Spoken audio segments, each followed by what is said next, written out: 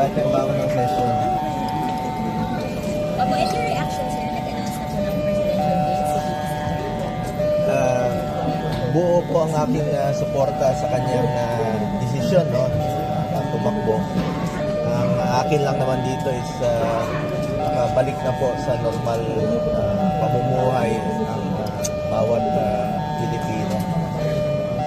Yun lang po ang inaasam ko sa ngayon. Alam nyo naman po ang hangarin ko kung merong gobyernong tapat at nagmamalasakit sa kapwa Pilipino. Sir, paano nyo pinaganda nyo sa ICC? Alam nyo, yung binigay na yung lumabas, no, sa website ng ICC, I firmly dispute the allegations in that document, which are entirely unfounded at one-sided at napaka-unfair naman po yun sa parte ko. Alam naman po ng ating mga kababayan ang aking naging trabaho.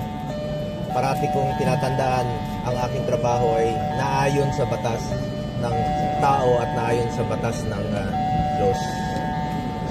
So, dito po ako para mag-report, magtrabaho. At yan naman po ang aking sinumpaang tungkulin bilang senador. At hindi ko sasayangin yung tiwalang binigay po ng 27 million Filipinos. And throughout my career, I have upheld the highest standards of integrity, transparency, and dedication to the welfare of our Filipino people. And you will not go the same route as Senator Pat. Announce ni VP Sara na tatakbo siyang Pangulo. Will you be supporting of her candidacy? Nasagot ko po kanina, buo naman po ang aking suporta sa kanyang desisyon. Sabi ko nga, ang isa naman po ang ating layunin dito na makabalik sa normal na pamumuhay ang bawat Pilipino. Kaya, kung sinabi niya kanina na tapang at malasakit na gobyerno, dapat noon pa yun eh. Dapat hindi naputol po yun eh. Sir, yung tapang... Yung tapang at malasakit na gobyerno noong panahon ni Pangulong Duterte, dapat pinatuloy po yun, tuloy-tuloy dapat po yun. Sir, hindi kayo mawawala. Hindi kayo mawawala sa impeachment case niya. Will the Senate be fair? Especially may ilang mga senador po hindi makalaban si VP Sara. So, Dapat po fair. Ihiwalay po natin ang politika sa impeachment. Trabaho po namin yan, mandato po namin yan bilang isang senador. Natitingnan po yung ebidensya, kung meron man. Ayun po, iba po, ihiwalay po natin yung impeachment sa politika rito. Ma'am, huwag muna natin pag-usapan yung politika po sa ngayon. Trabaho muna tayo. Yun ang kailangan ng Pilipino sa ngayon. Sir, hindi kayo... Ang gusto ng Pilipino, meron silang nakikitang gobyerno na nagtatrabaho para sa mga mahirap nating kababayan. Napakahalaga po nun. Yun ang inaantay ng Pilipino sa ngayon. Trabaho tayo. Sir, yung fears of arrest warrant after what ICC released po.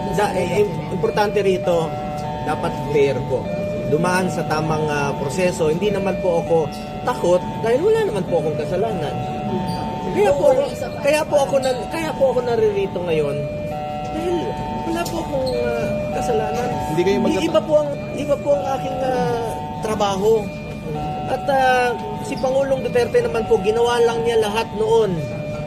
Ang lahat, no? Sinugal niya ang kanyang buhay para po sa kinabukasan ng ating mga anak na nakakalakad, yung ating mga anak na tahimik at hindi nasasaktan. Kayo po humusga kung ano yung ginawa niya nung 6 na taon na siya po ang namuno dito sa ating bayan. Sinakripisyo po niya ang kanyang buhay para sa kinabukasan ng ating mga anak.